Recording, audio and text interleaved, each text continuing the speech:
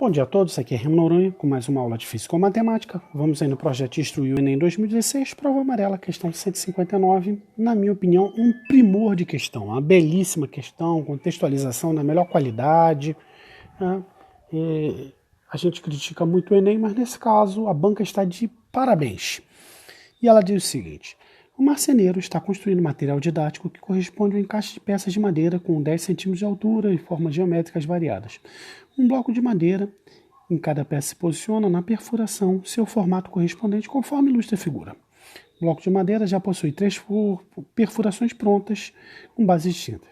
Uma base quadrada de 4 por 4, de 4 cm de lado, está ela aqui, ó. Uma base retangular de 3 por 4, está ela aqui. E um triângulo equilátero de lado 6,8, está aqui. Falta realizar a perfuração da base circular C, ou seja, quer colocar um círculo nessa brincadeira aqui. O marceneiro não quer que as outras peças caibam na perfuração circular e nem que a peça de base circular caiba nas demais perfurações. Para isso, terá que escolher o diâmetro do círculo que atenda a tais condições. Bem, ele está falando então de diâmetro. Tá? Procurou suas ferramentas a serra, copo, que é uma broca com formato circular para perfurar a base da madeira, encontrando exemplares com diferentes medidas de diâmetros como segue: 3,8, 4,7, 5,6, 7,2 ou 9,4, tudo sempre em centímetros. Considere 1,4 e 1,7 para aproximações de raiz de 2 e raiz de 3, respectivamente. Para que seja atingido seus objetivos, quais exemplares de serra o copo do marceneiro deverá escolher? Bem, pessoal, a questão que a gente tem aqui é o seguinte: você tem um quadrado. Se o círculo está dentro, qual é a relação que você vai ter entre o raio e o lado? E se o círculo está fora, qual vai ser a relação entre o raio e o lado? Beleza? Se você quiser dar nome técnico a isso, é circunscrito, inscrito, ou seja, como é que fica com o círculo dentro ou como é que fica com o círculo fora. Se o círculo está dentro, o raio do círculo vai ser isso aqui. Se o círculo está fora, o raio tem que ser esse aqui. Então, você tem que encontrar uma medida de raio que esteja entre essas duas aí. E vamos ver o que acontece logo de cara com o quadrado, beleza?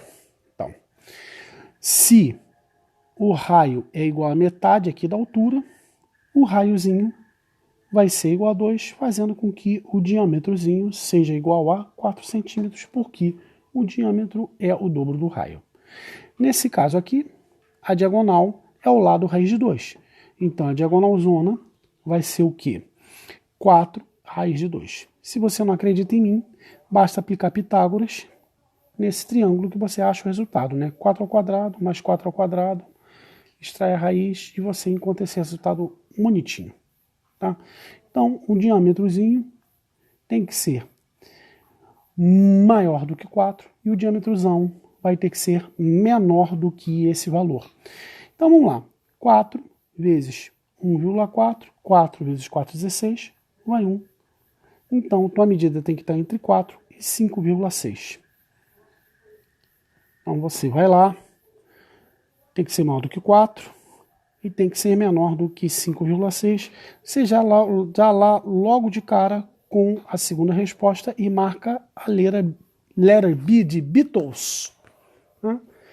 Se por um acaso você está encarando essa questão como aluno na hora da prova, você para por aí e segue, porque você já tem a resposta.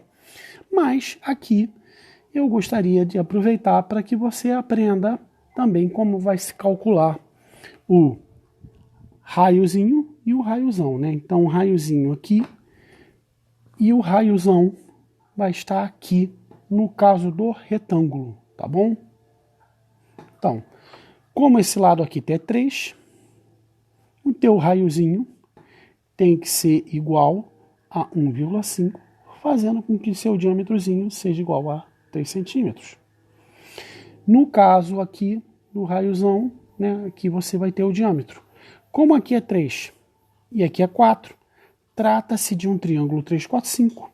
Então, o seu diâmetrozão já vai ser de 5 centímetros. A sua medida tem que estar entre 3 e 5 centímetros, que te daria uma resposta ali em relação às questões, mas você já tem a resposta, não vou nem me preocupar com isso. Concordam comigo?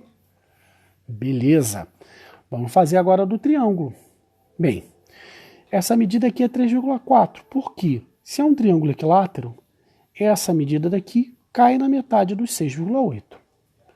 O resto é trigonometria, porque repara aqui, se o triângulo é equilátero, ele também é equiângulo. Então, 180 dividido por 3, esse ângulo é de 60 graus. Como essa linha é bissetora, esse ângulo aqui é de 30 graus. Então, ó, 3,4 está para o raiozão, assim como cateto adjacente está para a hipotenusa. Então, cosseno de 30 graus. Cosseno de 30 graus, raiz de 3 sobre 2. Então, o raiozão vai ser igual a 3,4 vezes 2, 6,8, dividido pela raiz de 3. Só que assim fica feio, né, pessoal? Vamos racionalizar. Então, raiz de 3 sobre 3. Hora de fazer uma aproximação, né? Que se fosse 6,9, dava um número bonitinho aqui. Então, vamos aproximar como se fosse 6,9. Então, minha resposta vai ser 2,3 aqui, vezes a raiz de 3, que é 1,73. Pediu aproximação de 1,7. Como, inclusive, o número que você vai trabalhar é menor do que 1,73. E aqui eu aproximei para cima, aqui eu aproximei para baixo. Então, a tua aproximação está bonitinha. O resto é conta, né? Então, 2,3 vezes 1,7. 7 vezes 3, 21. 14 com 2, 16. 23 eu repito, então 193. Então, teu raiozão, 391. E quanto é que vai ser o raiozinho? Bem, seno de 30 é meio, então o raiozinho vai ser a metade disso aí. O raiozinho vai ser a metade desse valor aqui, mas o que eu quero é o diâmetrozinho, que é o dobro do raiozinho. Então volta para os 3,91. Quanto é que vai ser o diâmetrozão? O dobro disso aqui. Então o diâmetrozão vai ser 2. 9 vezes 2, 18. Vai 1. 6 com 7,8 centímetros. Tudo bem, pessoal? Tranquilaço? Bem, se você quiser dar nome a isso, você está encontrando os valores inscritos e circunscritos do triângulo equilátero. Mas eu acredito que se você está aqui preocupado com o Enem, o ERJ, não tem essas tecnicidades não. Pintar mais, esses termos vão pintar mais em provas militares, caso você tenha essa preocupação.